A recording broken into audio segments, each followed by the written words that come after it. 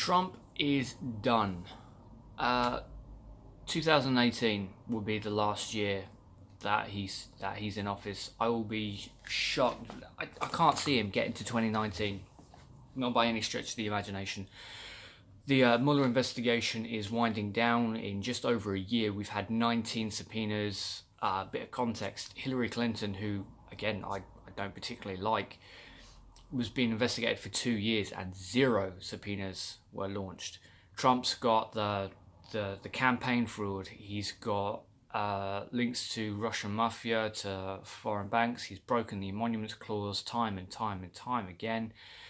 And him coming out saying that he can't be touched for breaking the emoluments clause, it doesn't apply to him, is really just all you need to know about Trump and how thick and how little research he actually does, as it is specific to the president.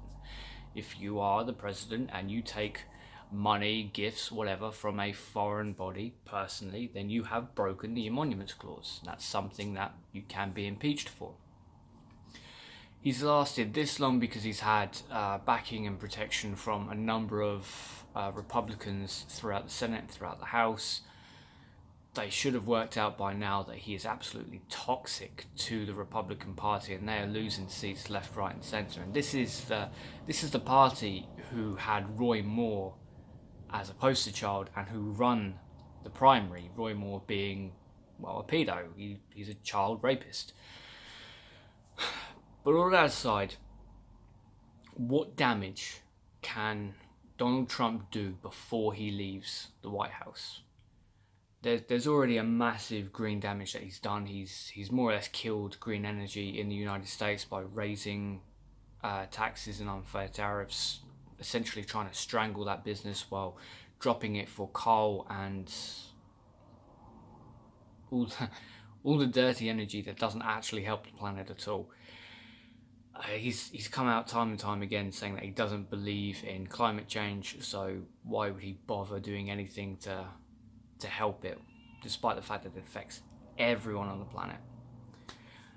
Over 1,000 economists have written to him in the past couple of weeks saying that his trade tariffs are going to plunge the US into a massive depression, 14 of which were Nobel Prize winners. So these aren't just people on the left who have a grudge with Trump. These are people who have their careers based on watching and predicting the economy. Him saying that Jerusalem is now recognized as Israel's capital was a massive bomb, essentially, to the Middle East and has caused massive amounts of carnage. And now going to the Iran deal. The simple fact that he comes out and says it wasn't a good deal from America shows that he hasn't got a slightest idea what was in that deal, because America didn't give up anything. In fact, watching the coverage of this on BBC this morning annoyed me because they left out some very, very key features. Iran is not, under the current deal, Iran is not allowed any nukes at all. Now, keeping this into perspective, the UK, the US, and a number of other countries have nuclear weapons, which Iran is not allowed under this deal. We also have nuclear energy, which powers our cities and everything else. Again, the UK, the US, and a number of other countries have it, and Iran is not allowed to have it. They also must subject themselves to regular and almost periodic checks from outside of Iran. The latest one was done, in fact, in March. March, I believe, March 29th. The exact date might not be the 29th, don't quote me on that. But every single time one of these investigations is carried out, it's very clear with what comes back. No, there are no nukes. Trump essentially is going to start a third world war. This isn't like the dumpster fire that was Iraq, that massive mess and disaster for everyone except for weapons contractors. This is going into a country that has about 81 to 86 million people living there. In contrast, the UK has 65 million people living here. Iran has not only a legitimate army that can legitimately fight back, but they also have Russia, and arguably they have China. So going in and starting a war with Iran isn't just starting a war with Iran. Trump is a fucking idiot and doesn't understand, well, he doesn't understand, he doesn't care, he doesn't do the research, and he doesn't care if people die, as long as it's not him and the people he cares about, which I think really is just limited to his immediate children. But even when Trump gets impeached, we're left with Trump's cabinet, which has now been filled with war hawks, people who would never, ever dream in a million years of signing up to the military, but will send people in to kill innocent people on foreign lands all the fucking time. And Mike Pence. Well, Mike Pence is pretty much the same as Donald Trump, minus the sexual assault charges. He's an evangelical Christian, which means, well, a lot of things, but the basic crux of it is he wants Israel to take over most of the world so that most of the world dies and Jesus comes back and saves him. I wish I was taking the piss with that, but that's generally what they believe. So they will push for Israel to take as much land as possible, and Benjamin Netanyahu is loving it.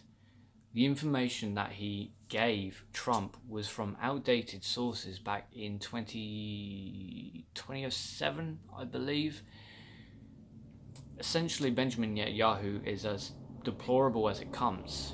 Trump is a moron, and Trump's White House is now filled with morons, yes men, and people who are just as deplorable as Trump, Paul Ryan, and Benjamin Netanyahu. The worst case for this is a world war, which isn't that far-fetched.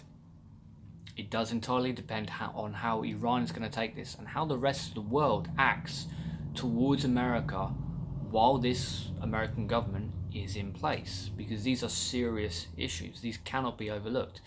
So Theresa May and Boris Johnson bending over trying to coddle the orange buffoon is, quite frankly, disgusting on a whole new level.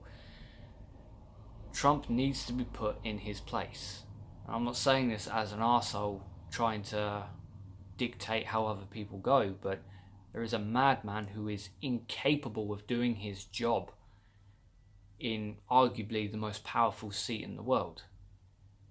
He doesn't understand, he doesn't want it, that's why he spends most of his time in Mar-a-Lago. The best case scenario for this is, well, Trump gets put in his place, Michael Pence doesn't get to act out on his idiotic fantasies, and most of the world doesn't die horribly because media allowed Donald Trump to take office and fill one of the most important positions and offices in the world with a bunch of people who just want people dead. We are going to have to see how this plays out. It's not clear one way or the other, but it is definitely a worry and it's definitely a concern.